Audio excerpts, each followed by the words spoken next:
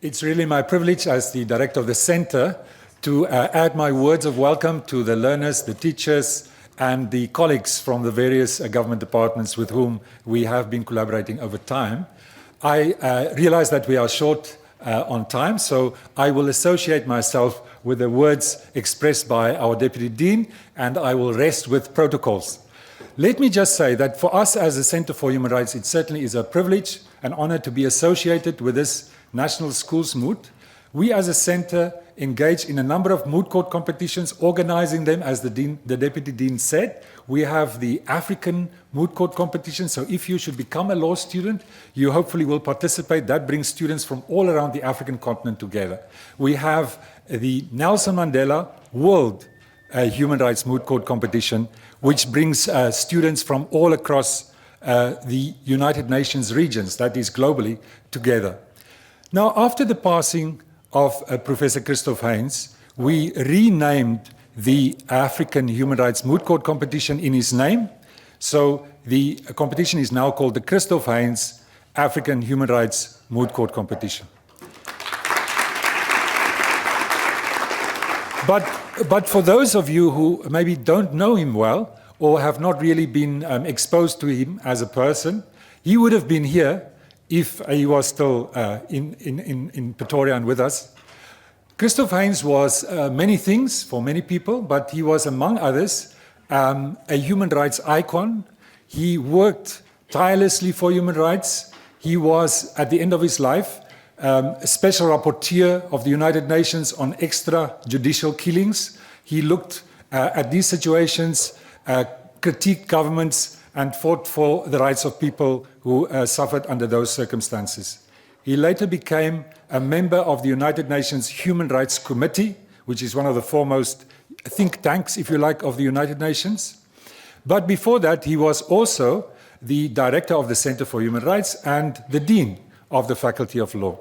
He was the initiator. It's really, is it fair to say, it's somehow, together with others, the idea of the National Moot was his brainchild. It started off in 2011, so it's been longer than a decade now that this has been running. And it's an appropriate moment, I think, for us, for you, together with us, to remember and to see the continuing work as part of his legacy.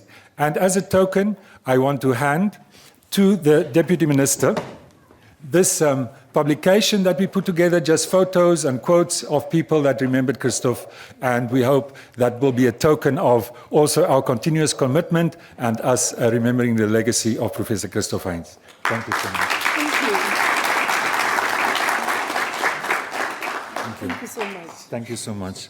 And to conclude, I think it would also be my privilege perhaps to just say two words about the Deputy Minister, if I may.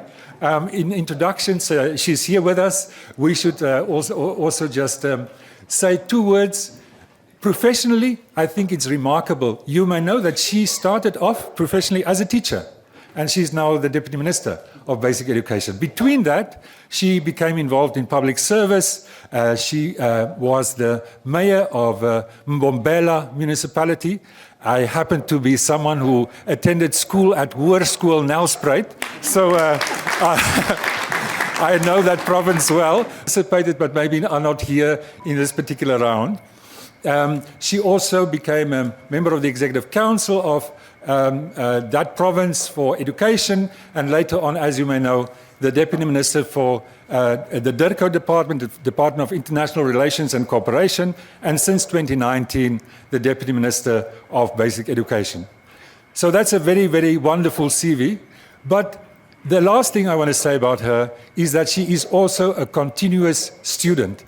And I think one is not in better hands in a department like Basic Education than having someone at the helm who is herself a lifelong student, because she holds every degree that one can hold. Starting off with a certificate in teaching as a teacher, she went on to do a bachelor's in education, that was from UNISA. She went on to do an honors degree, that is the logical next step. She did that from the university that's now called University of Northwest. And then she did a master's degree from this university. And so welcome back to your alma mater today. And then lastly, in 2019, she completed the doctorate at the University of Fort Hare in the field of education. So I think we are in wonderful hands. We look forward very much. We welcome you, Deputy Minister, and look forward to your remarks.